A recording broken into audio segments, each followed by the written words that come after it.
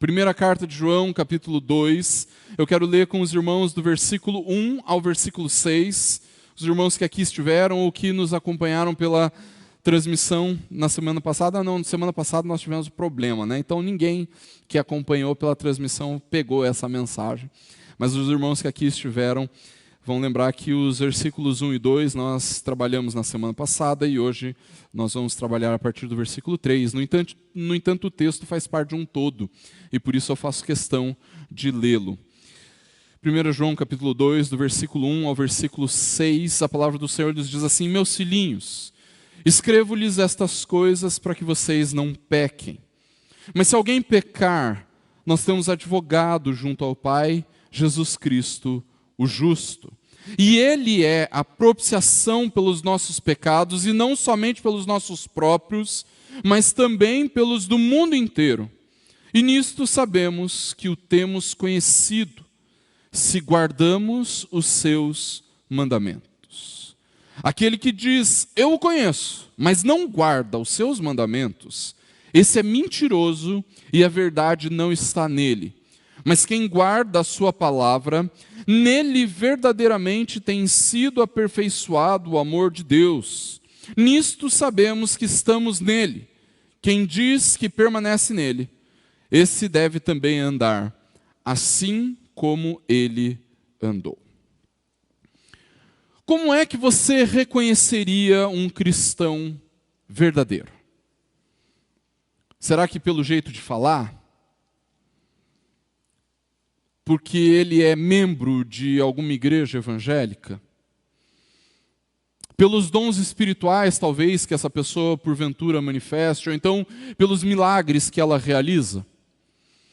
Queridos, todas essas coisas podem realmente indicar um cristão verdadeiro, um verdadeiro cristão.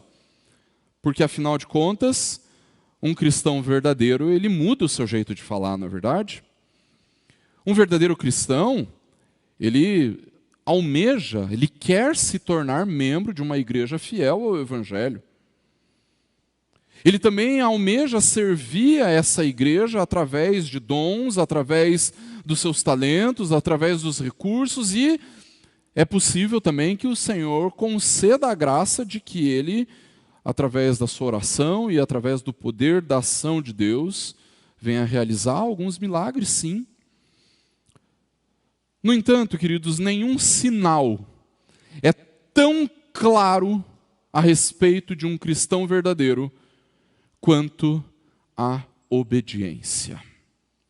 Ainda que os verdadeiros cristãos devem ter, sim, um jeito diferente de falar, ainda que eles devam ser membros de uma igreja que é fiel ao Evangelho, que é verdadeiramente bíblica, ainda que Deus haja poderosamente através dos ministérios de cristãos verdadeiros, ainda assim, a melhor forma de reconhecermos um cristão verdadeiro é pela sua obediência ao Senhor.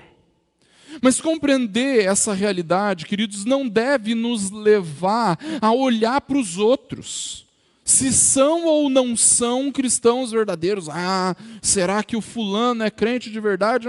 Deixa eu ver o quanto ele obedece à palavra de Deus. Não. Essa prova, queridos, deve, antes de tudo, nos levar a olhar para nós mesmos, para avaliarmos se realmente temos construído a nossa vida, os nossos ideais, os princípios que guiam o nosso viver, os nossos conceitos, as decisões que tomamos, se todas essas coisas são construídas em obediência ao Senhor. Em outras palavras, queridos, antes de ficarmos medindo se os outros, o fulano, o beltrano, o ciclano, são crentes ou não, nós deveríamos olhar para nós mesmos, para analisarmos, avaliarmos se nós somos crentes ou não. O texto que nós lemos, queridos, nos traz uma verdade fundamental da vida cristã. A verdade de que se nós cremos em Jesus como nosso Salvador, então nós precisamos obedecê-lo como nosso Senhor. Os versículos 1 e 2 nos dizem Ainda que alguns possam argumentar, pastor, mas nós somos imperfeitos, nós somos pecadores. Os versículos 1 e 2 nos apresentam a vitória definitiva contra o pecado. Por causa de Cristo, nós somos vitoriosos contra o pecado. No entanto, por causa de Cristo e em Cristo, tendo a Cristo como Salvador das nossas vidas, nós precisamos obedecê-lo também como nosso Senhor. Queridos, ainda que nós já tenhamos ouvido essa verdade tantas vezes, constantemente nós precisamos nos lembrar do risco que alguns correm em tentar fazer de Jesus o seu Salvador pessoal, sem que Jesus se torne Senhor e dono da sua vida. E o que João nos ensina como um dos fundamentos da vida cristã, que é o tema, exatamente o tema da nossa série em 1 João, é que Jesus nunca será o Salvador daqueles que não o consideram Senhor. Preste bem atenção. Jesus só pode ser de fato o Salvador daqueles que também o consideram seu Senhor. Queridos, nós vivemos em tempos tão delicados como igreja, não é verdade? Como igreja de Jesus, não apenas a igreja presbiteriana do Tarumã, mas a igreja de Cristo. Nós estamos vivendo tempos tão malucos e eu diria tempos tão distantes da palavra que muitas vezes eu me pego questionando a respeito de tantas curas e de tantos milagres que nós ouvimos falar por aí. Por favor, não me entenda mal, eu realmente creio que Deus opera milagrosamente na minha vida, na sua vida, na vida da igreja. Eu já provei disso. E ir contra o fato de que Deus opera, sim, milagrosamente nas nossas vidas, querido, seria ir contra aquilo que Deus revela na sua palavra, sobre o seu poder e sobre a sua soberania, mas também seria ir contra a minha consciência. Eu creio que Deus opera grandes coisas de forma sobrenatural na história da humanidade e opera grandes coisas de maneira sobrenatural na nossa vida também e às vezes diariamente, queridos.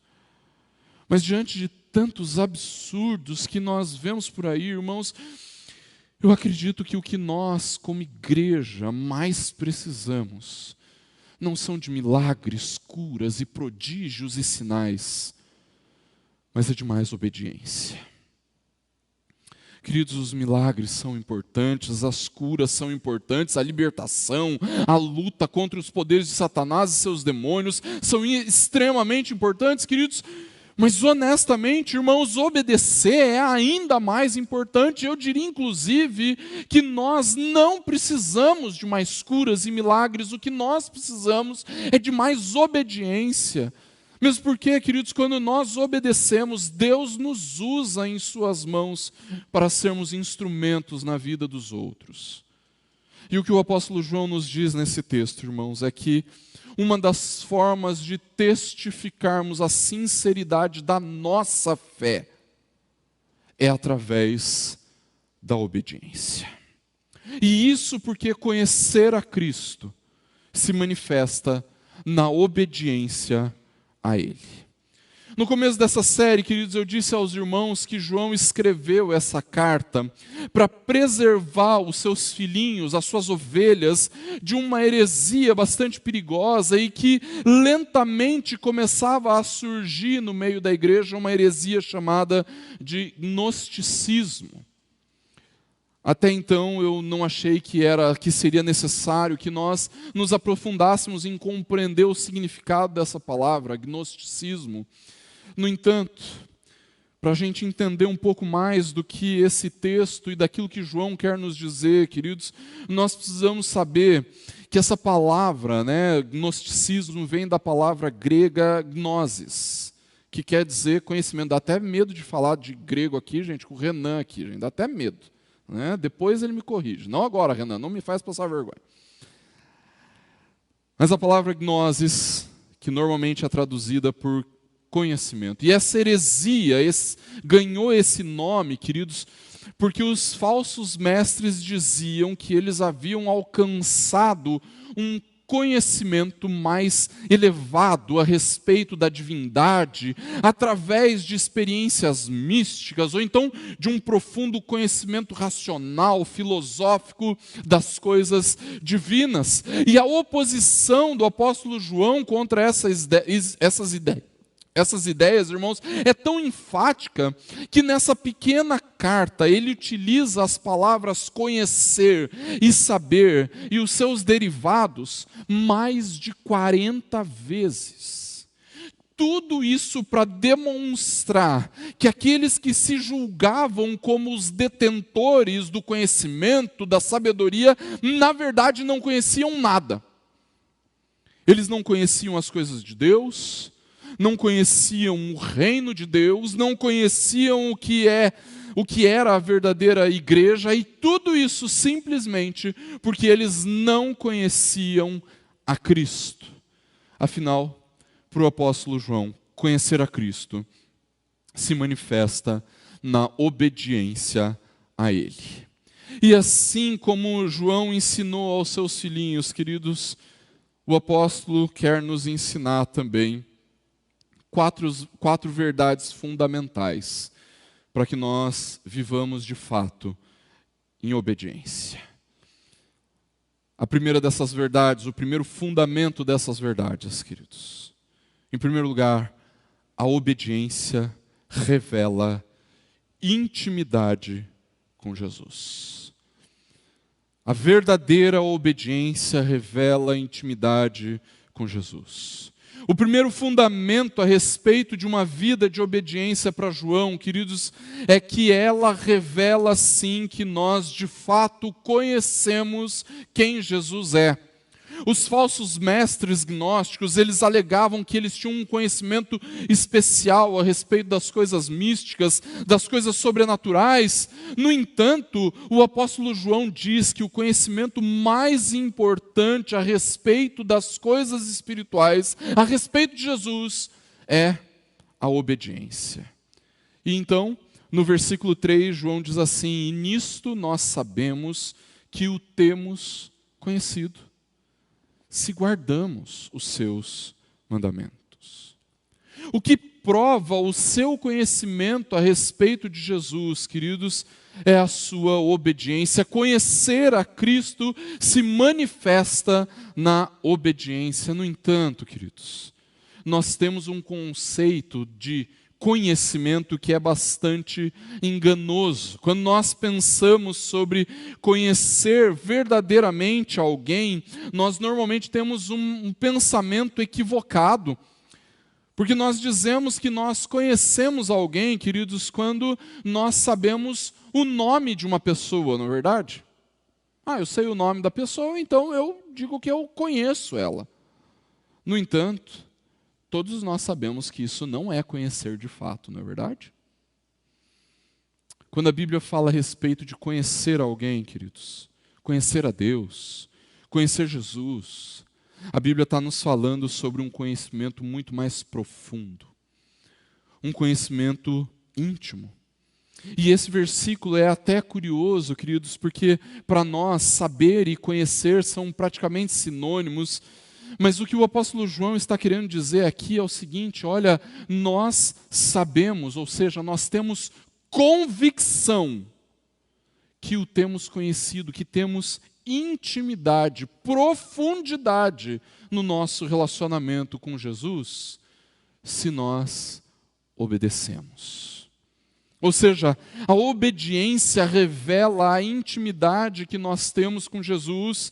Se nós verdadeiramente conhecemos Jesus, queridos, nós sabemos o quanto Ele é bom, o quanto Ele é amável, o quanto os seus mandamentos são doces, são justos, são santos. E se nós conhecemos verdadeiramente quem Jesus é, então nós sabemos que nós podemos obedecê-lo. Todos os mandamentos de Jesus são expressões da sua infinita bondade, da sua santa justiça, do seu amor inexplicável por nós, queridos. E quando nós pensamos nessas coisas, desse jeito fica até fácil de obedecer. Porque nós sabemos a quem estamos obedecendo. Afinal, nós temos intimidade com Ele, profundidade no nosso relacionamento com Jesus, mas se nós não temos intimidade com Jesus, se nós não o conhecemos, então nós vamos começar a ter dificuldade para obedecê-lo. A gente não sabe se aquele mandamento é bom, justo, gracioso. Então, para que obedecer? Se alguém tem dificuldade de obedecer a Jesus, irmãos, é porque não sabe quem Jesus é. Não sabe o quanto Ele é bom, o quanto Ele é amável, santo e gracioso. Mas existe uma outra realidade nessa relação entre obediência e intimidade com Jesus, porque no versículo 4, João diz assim: aquele que diz, eu o conheço, mas não guarda os seus mandamentos, esse é mentiroso, e a verdade não está nele. O que João está nos dizendo, queridos, é que é impossível conhecer Jesus e não obedecer Jesus. Se você não obedece, é porque você não conhece Jesus, sua vida é uma mentira. Com isso, queridos, eu não estou dizendo que eu e você podemos ser perfeitamente obedientes, isso é impossível, nós sabemos bem disso. Esse texto não está dizendo que aqueles que conhecem Jesus nunca desobedecem aos seus mandamentos, não. Nós sabemos que em muitas circunstâncias nós desobedecemos ao Senhor. No entanto, isso não quer dizer que nós podemos nos desculpar por causa disso. Ah, Deus, o Senhor sabe, ninguém é perfeito, né? Ninguém é capaz de te obedecer perfeitamente. O reformador João Calvino, comentando esse texto, ele diz que o apóstolo João está falando sobre aqueles que, de fato, lutam, de acordo com a capacidade da fraqueza humana, para formar a sua vida na obediência a Deus. Por outro lado, queridos, se você constrói a sua vida ignorando Jesus, ignorando os seus mandamentos, isso quer dizer que você definitivamente não conhece Jesus. Porque a obediência revela intimidade com Cristo. O segundo fundamento, o segundo princípio que essa passagem vai nos mostrar é que a obediência e o amor, queridos, estão diretamente relacionados. É impossível amar a Deus e viver na desobediência. A obediência está diretamente relacionada com o amor. Normalmente as pessoas associam a obediência com o medo, com a figura de uma autoridade, não é? Em alguns casos é até verdade, um filho que vive em obediência ao pai porque tem medo do pai que é rigoroso por causa do castigo, por causa da rigidez do pai. Um cidadão que reconhece a autoridade das leis e não vive no Brasil, né? Porque no Brasil a impunidade reina. Mas um cidadão que reconhece a autoridade das leis e por isso acaba temendo a polícia, as leis, a condenação, então vive em obediência às leis. Mas o que o apóstolo João nos traz, queridos, é uma outra possibilidade. A possibilidade de obedecermos, porque desfrutamos do amor de Deus. Olha o que o começo do quinto versículo nos diz, do versículo de número 5 nos diz: quem guarda a sua palavra, nele verdadeiramente tem sido aperfeiçoado o amor de Deus. Muitas pessoas acham que quando obedecem, então estão conquistando o amor de Deus, ou então que o amor de Deus por nós pode aumentar quando nós obedecemos. Esses dias eu estava buscando a Ana na escola e ela me contou que um dos coleguinhas fala mal dela e que provoca ela e tudo mais. Coisa de escola, né, gente? Todo mundo já passou por isso. E diante de todas as instruções que eu dei, procure a professora, fale com a professora, não revide e tudo mais. Depois disso ela disse o seguinte: o fulano precisa ser melhor para que Deus ame ele mais. A Ana tem 6 anos de idade, queridos. Mas mesmo assim eu passei a explicar para ela o amor incondicional de Deus. Que Deus nos ama e que não existe nada que a gente possa fazer que torne o amor de Deus por nós ainda maior. No entanto, esse é um engano que muitos acreditam piamente. Se eu fizer isso, se eu der o dízimo, se eu cantar no louvor, se eu for na igreja, então Deus vai me amar. Mas isso não é real nem a respeito dos nossos filhos, não é verdade? Deixa eu te perguntar, você que é pai, que você que é mãe, por acaso você vai amar menos os seus filhos se eles te desobedecerem? Com certeza não, não é verdade? Ou então você é capaz de amar mais seus filhos porque eles te obedecem? Não é verdade isso, né? Eu acredito que não, irmãos. Nenhum de nós faria isso. Então, se nem nós, que somos falhos, limitados e pecadores, mesmo como pais, agimos assim, o que é que nos leva a pensar que o nosso Deus age da mesma forma? Isso não é e não pode ser verdade, queridos. Deus nos ama de maneira completa, de maneira perfeita. Ele não pode nos amar nem mais nem menos. O amor de Deus por nós é incondicional. Nada do que eu faça pode levar Deus a me amar mais ou menos. Mas pastor, João está dando a entender nesse versículo que quando nós obedecemos a Deus, então o amor de Deus por nós é aperfeiçoado. Não é isso que o que João está querendo nos dizer, queridos. O que ele está nos ensinando é que o amor de Deus, revelado a nós por sua graça incondicional, se manifesta na nossa vida através da nossa obediência. Em outras palavras, queridos, o apóstolo João está dizendo que amar a Deus é guardar os seus mandamentos.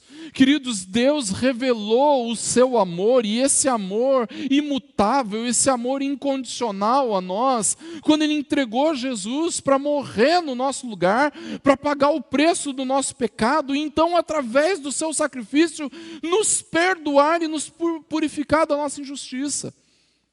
Nós temos que nos lembrar disso constantemente. Nós somos amados por Deus.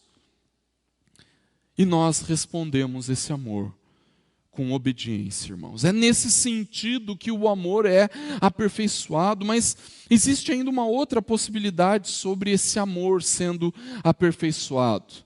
Porque todas as vezes que nós obedecemos, queridos, nós aumentamos a nossa capacidade de amar a Deus. O amor que nós temos por Deus é aperfeiçoado. Isso quer dizer que cada vez que nós obedecemos, cada vez que nós abrimos mão de realizar a nossa vontade egoísta para realizar a vontade de Deus, então nós abrimos mão da nossa vontade para obedecermos. Então, ali o nosso amor a Deus é aperfeiçoado.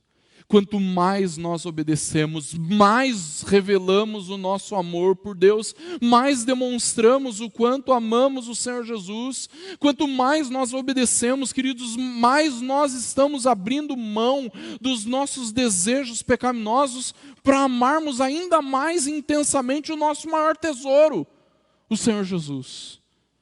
Isso, queridos, porque a obediência está diretamente relacionada com o amor. Mas João ainda tem um terceiro fundamento a respeito da obediência. E esse terceiro fundamento, queridos, é que a obediência revela a segurança da salvação. O fato de nós obedecermos a Deus, queridos, revela que nós somos salvos. Antigamente era muito comum que as pessoas perguntassem durante a evangelização, virasse para a pessoa e perguntassem: você tem certeza da sua salvação? Às vezes a gente perguntava isso quando estava evangelizando. E eu lembro que algumas pessoas olhavam meio atravessado e elas falavam achavam que era uma grande arrogância dizer que se tem certeza da salvação. Como assim? Quem você pensa que é para dizer que tem certeza da sua salvação? Você não sabe o dia do amanhã, né? Como é que você tem essa arrogância de dizer que você tem certeza que foi salvo? Mas não é arrogância, irmãos. Porque o apóstolo João nos diz assim, ó, nisto sabemos que estamos nele. Quem diz que permanece nele, esse deve também andar como ele andou. Queridos, é inevitável diante desse texto ter plena convicção a respeito da sua salvação pessoal. Porque a obediência a Jesus revela que você está salvo, ou a desobediência demonstra que você está perdido. Uma das maiores crises que as pessoas têm com a fé reformada é a respeito da doutrina da predestinação. Segundo o que cremos, queridos, Deus escolhe e de forma soberana determina aqueles que são salvos e também determina os que são condenados. E se você tiver alguma dificuldade para entender a predestinação, então marca um horário comigo, a gente vem tomar um longo café da tarde aqui na igreja e eu vou ter prazer de te explicar isso biblicamente. Ou então você pode se matricular na nossa classe de catecúmenos com o professor Vladimir, que começou hoje. Eu tenho certeza que ele vai abordar esse assunto também. No entanto, queridos, a razão pela qual muitos não entendem essa doutrina é porque se recusam a crer nessa soberania absoluta de Deus, ou então, porque acham que por Deus determinar aqueles que serão salvos, então esses podem fazer aquilo que bem entender com as suas vidas. Ah, pastor, se eu sou predestinado, então eu posso viver do jeito que eu quiser, que eu vou ser salvo de qualquer jeito, eu estou tranquilo. Eu posso enfiar o pé na jaca e fazer o que eu quiser da minha vida e Deus vai me salvar mesmo assim. Não mesmo. Se você pensa assim, é porque você definitivamente não entendeu o que é a doutrina da predestinação ou da eleição. O que nós entendemos e cremos, queridos, é que aqueles que foram eleitos por Deus para a salvação vão perseverar até o fim. Nunca vão querer desagradar o seu Deus, porque entenderam a graça, o amor e a misericórdia do Pai. Aquele que é verdadeiramente eleito, ao invés de pensar que agora ele pode fazer o que bem entende da sua vida, ele ao contrário disso, ele entende que agora ele vive para a glória de Deus e para a obediência da fé. E é justamente isso que o apóstolo João está nos dizendo, irmãos. Se você tem construído a sua vida em obediência, então você permanece em Jesus. A obediência não garante a nossa salvação, nós não cremos que as boas obras nos conduzem à salvação, mas o que nós cremos e sabemos, irmãos, é que a obediência é uma demonstração de que nós verdadeiramente provamos de salvação. Você quer ter certeza da sua salvação? Então avalie a sua disposição de obedecer Jesus. Avalie a sua disposição de andar como Jesus andou. Avalie o quanto tem construído a sua vida em obediência a Jesus. Porque se você não tem nenhuma disposição de viver do jeito como Jesus quer, se você quer andar, lembra daquela música, o presbítero Luiz com certeza lembra? Se você quer andar conforme der na cabeça, né? Então é realmente difícil você ter certeza da sua salvação. Uma vez, queridos, eu ouvi um pastor amigo dizendo, foi pastor do pastor Patrick, e ele dizia assim, tem gente que não vive e não quer viver do jeito de Jesus. O pastor Ivan falava isso. Tem gente que não vive e não quer viver do jeito de Jesus. Olha, essas pessoas não vão gostar do céu. Porque no céu, a gente vai viver do jeito de Jesus. Do jeito como Jesus quer. Meu irmão, minha irmã, se você não gosta de viver como Jesus vivia, se você não quer andar como Ele andou, então a salvação não é para você. Você não vai gostar do céu. Porque a obediência revela a segurança da salvação. Mas eu posso te fazer um alerta. O alerta do arrependimento. O alerta que nos conduz aos pés da cruz. Porque mesmo que nós não queiramos viver do jeito de Jesus, ainda assim nós podemos nos arrepender disso, nos humilharmos diante de Cristo, recebermos Ele como Senhor e Salvador das nossas vidas, e assim termos a disposição do nosso coração mudada. O quarto fundamento, queridos, nos fala a respeito disso. Nos fala que Jesus é o nosso modelo perfeito de obediência. Jesus é o nosso modelo perfeito de obediência. Irmãos, às vezes as pessoas criam modelos de comportamento, de ética, de moral, e fazem isso idealizando outras pessoas, idealizando os pais, os avós, alguma outra autoridade, um patrão, um professor, um pastor. E ainda que muitas dessas pessoas possam realmente ser referência para nós, nós temos um modelo. Jesus é o nosso modelo perfeito de obediência. Tantas vezes, queridos, ao aconselhar as pessoas, eu dizia para elas: olha para Jesus, olha para como Jesus fazia, faça como Ele. E muitas vezes eu ouvi a seguinte desculpa: mas pastor, Jesus era perfeito, Jesus é Jesus, não dá para ser como Ele. Jesus conseguia perdoar, Jesus conseguia obedecer, Ele conseguia fazer isso, aquilo, outro, porque Ele é Deus. Eu não sou Jesus, é verdade. Você não é Jesus, eu não sou Jesus, porque Jesus é perfeito, mas isso não quer dizer que nós podemos deixar de olhar para Cristo como nosso modelo de obediência. E é justamente isso que o apóstolo João nos diz: quem diz que permanece nele, esse deve também andar como ele andou. É verdade, irmãos, nós não somos perfeitos, mas nós temos o modelo perfeito para seguirmos, para imitarmos. A vida de obediência de Jesus é o modelo para os cristãos, irmãos. Se Jesus obedeceu, então nós também devemos obedecer. Se Jesus cumpriu a vontade de Deus, então nós também devemos cumprir a vontade de Deus. Se Jesus construiu a sua vida em perfeita obediência, então nós também devemos construir a nossa vida em obediência, irmãos. Ou será que quando você chegar diante do tribunal dos céus e Deus te perguntar por que você não obedeceu, você vai dizer para Deus: porque eu não era que nem Jesus? Não tem desculpa, queridos. Se somos verdadeiramente cristãos, se somos verdadeiramente discípulos de Jesus, se nós de fato permanecemos em Jesus, então nós devemos andar como Ele andou. Nós devemos viver como Ele viveu. Mas pastor, isso é impossível, Ele era perfeito, nós não somos. É verdade, irmãos.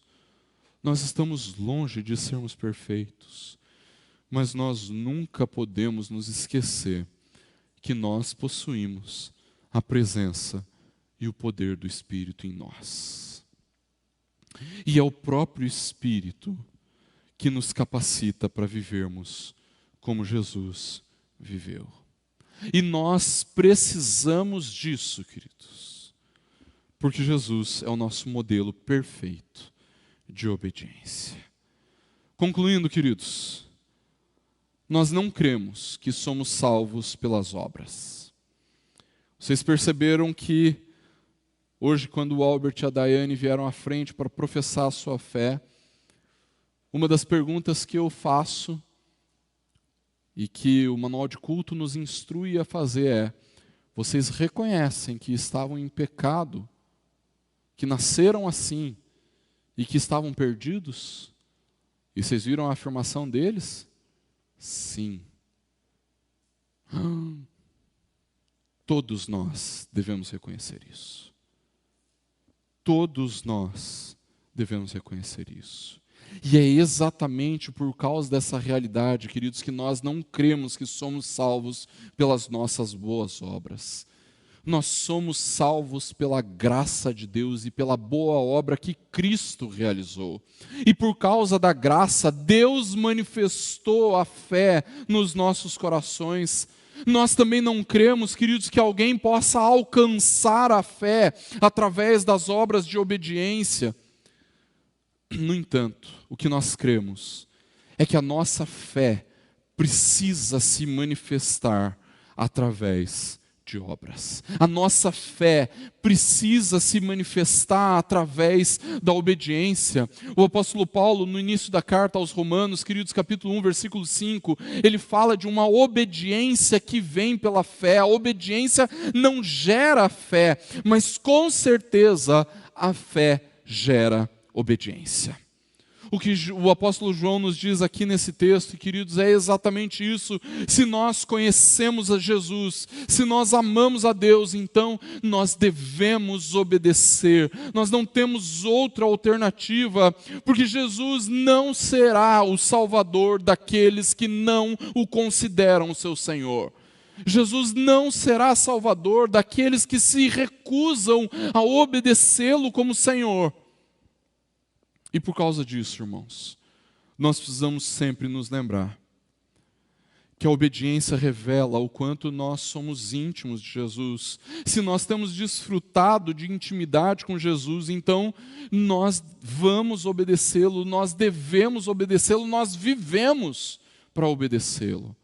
Mas também, quanto mais nós obedecemos, mais o nosso amor por Deus é aperfeiçoado, mais nós vamos amar e nos dedicarmos em amar o Senhor. Se você quer ter certeza da sua salvação, avalie então a sua disposição de obedecer ao Senhor. Se você não gosta de obedecer, então muito provavelmente você ainda não experimentou de salvação. Mas se você gosta de obedecer, então você pode ter certeza que permanece nele. Porque Jesus permanece sendo o nosso modelo perfeito de obediência. Que nós possamos, queridos irmãos, construir a nossa vida em obediência ao nosso Senhor. E que assim, queridos, o Senhor Deus nos abençoe. Vamos orar? Feche seus olhos, abaixe sua cabeça, nós vamos orar. E nessa oração também, queridos, nós nos preparamos para a ceia do Senhor. Vamos orar. Deus, em nome de Jesus, Pai, nós te louvamos pela sua palavra. Te louvamos, ó Deus, porque o Senhor graciosamente fala conosco através dela. E o nosso desejo, querido Deus, o desejo do nosso coração é de obedecê-lo. Obedecer a sua palavra, obedecendo ao Senhor. Obedecer ao Senhor, obedecendo a tua palavra. Fala aos nossos corações, continua a ministrar na nossa vida, ó Deus, para que o tempo todo o nosso coração seja atraído cada vez mais para Cristo. E assim atraído cada vez mais para a tua palavra. E movidos pelo Espírito, Deus, que o Senhor nos capacite a obedecer. Derrama da tua graça sobre as nossas vidas. E que agora, Deus, em que nós vamos celebrar a ceia, que esse momento seja um momento muito especial. Que nós nos lembremos que participamos da ceia em obediência ao Senhor, mas principalmente porque nos lembramos da perfeita obediência de Cristo. Obediência que o levou até o limite da morte. E morte de cruz. Deus, derrama de graça sobre as nossas vidas. Nos capacita a obediência. Nos dá prazer na obediência. Nos encaminha para a obediência. É o que nós clamamos. Em nome e para a glória do Senhor Jesus. Amém.